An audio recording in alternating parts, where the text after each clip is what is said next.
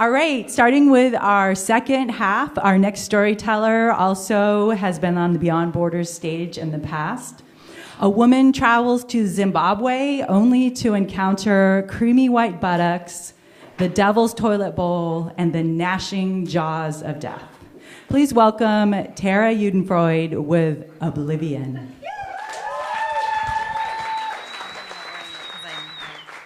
This is not a part of the story.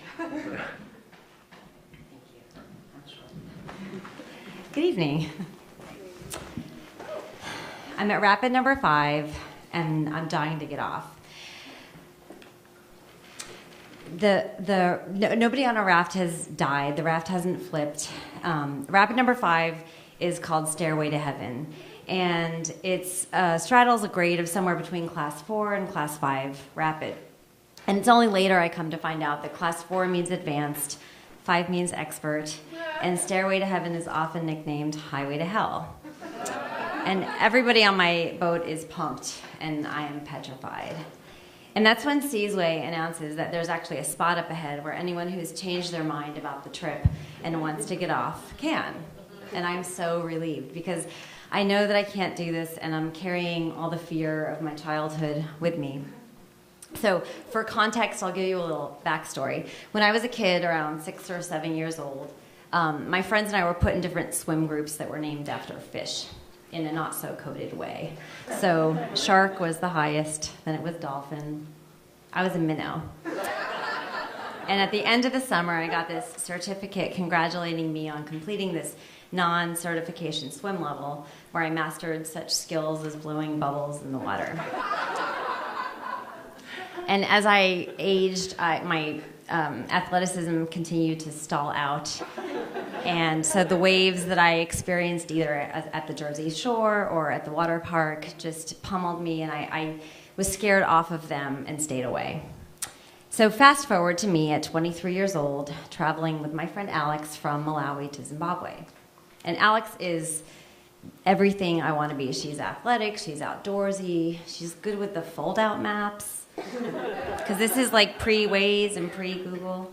And she epitomizes everything I've aspired to be. I want to be the person on the cover of the REI catalog, because at this time we have catalogs.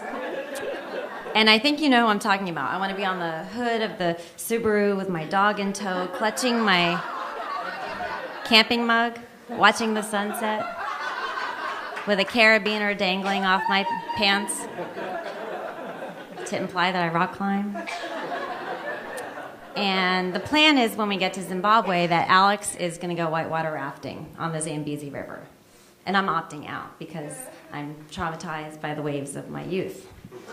But as we get closer to Zimbabwe, we're staying at different hostels, and we're swapping stories with other travelers over Carlsberg lagers, and I keep hearing about this whitewater rafting. Everyone's talking about it. This Canadian couple that we befriend, the wife is like, Tara, you have to do the whitewater rafting. And she explains to me there's 2 kinds of rafts. There's the oar boat where there's this hulky guy in the middle doing all the work, which sounds great to me. And she's like, it's boring and passive. You want to do the one where you're paddling and you channel your fear through the paddle into the water. And she's timid, and she's doe-eyed, and she's really convincing. And we don't have TripAdvisor. We have the guidebook, and we have word of mouth. And I know that all Canadians are trustworthy. So, and I convinced myself somehow that the backpackers all do this. They raft the Zambezi, and maybe I'll get featured in Outside Magazine with gear. So I booked the trip with Alex. And the day before we raft, we check out Victoria Falls, and it is a sight to behold. It is the largest set of waterfalls in the world, and I'm just grateful it's low season, so it's less spray, and it just means a mellower rafting experience. So our rafting trip, our orientation is 7 in the morning, and I've not been able to sleep, barely eating breakfast. And as we get fitted with our orange life vests and our yellow helmets, I'm taking a survey. I noticed 2 oar boats that are comprised of mostly German families, and they look incredibly relaxed and comfortable. And there's my paddle boat. It's me, Alex, a Dutch woman, and 2 guys from Austria. And Seasway is like pumped because this is low season, and we all know that low season is more thrilling, right? No. And low season actually means more exposure to rocks and huge drops that you don't get in high season. And I don't remember reading that in my guidebook. So I just focus on his muscles instead. And the walk down to the starting point of the trip, it's a 30-minute walk down an extremely intimidating gorge. It's loose gravel, it's rock steps and a couple of metal ladders. And I'm basically using my paddle like a trekking pole, and that's when the first alarm bell in my head goes off, where I swear it was like, Tara, are you trying to be a hero? And I wanted to run away, but I couldn't because I'm stuck in this pack of people descending a gorge.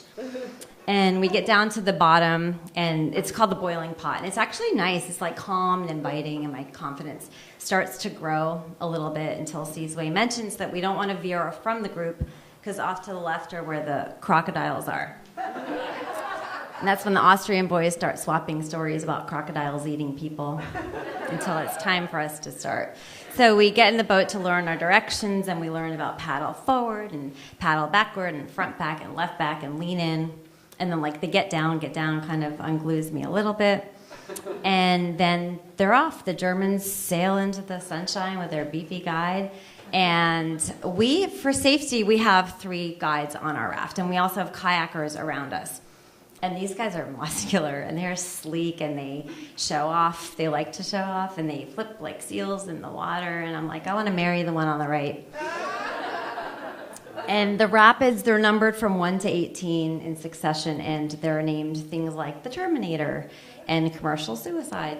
And we start out, and our guide calls it, he's like, rapid number 4, Morning Glory. And in spite of its innocuous name, it's actually a formidable class 4 rapid, and everyone, we nail it, and everyone is cheering, and I just want to throw up. And now here I sit at rapid number 5, Stairway to Heaven. I'm like, does this rapid name my fate? It feels like the decision of a lifetime, because I don't know if I should stay with my group or if I should take that obvious exit. And I want to get off, and I look at my friend for some reassurance, and she doesn't even see me, and it's like nobody on the raft even notices the generous offer to get off. And I look around. I can't do it. I can't wimp out in front of this group, so I stay quiet and continue the journey. And there's no GoPro at this time capturing my bravery.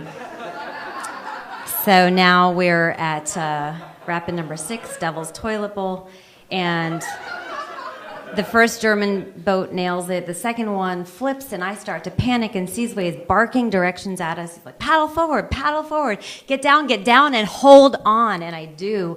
And the thing is that when we emerge, for the first time, I actually experience this euphoria and this amazing feeling. I totally get why people whitewater raft. I feel great, and I actually don't want this to end. So we nail rapids number 7 through 10. We actually walk around 9 because 9's a waterfall that nobody rafts. And then after gnashing jaws of death, we stop for lunch and we refuel. And I really just want to keep doing this.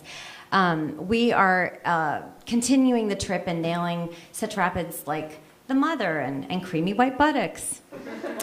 And I feel like this is what it's all about, is facing my childhood fear and overcoming it. So I feel like I've conquered all when, much to my horror, my guide turns to us and says, you know, this is the last rapid, guys. Do you want to flip? And everyone's like, yeah. And in my head, I'm just like, yeah. But I can't say that, and I want to cry, but I don't. And we are at rapid number 18, Oblivion. And it's a 3-part rapid, and we get through wave number 1 and number 2. And it's at wave number 3 that I feel like I'm 7 years old all over again. And my heartbeat is kind of drowning out Sizwe's voice. And the anxiety of my lifetime is sort of mixing with the anticipation from this day. And it's compounding into this washing machine that's kind of pummeling me as we go under. And everything is turbulent and dark, and the force of the water rips off my shoe. And I surrender my paddle to save my Tiva. And it's pretty panicky. And when I'm coming up, I'm sputtering and choking and clutching my shoe. And the line is like right there, and I'm ready to grab it. But there's a second surge that pushes me down again. And this time, everything becomes light and foamy. So when I pop back up, I grab the line, and Sizwe hoists me back on the raft. And all of a sudden, it's this mad game of Twister where everyone's just scrambling to get back on. And we're all accounted for with our bodies and our limbs. And then we're bonded in this delirium.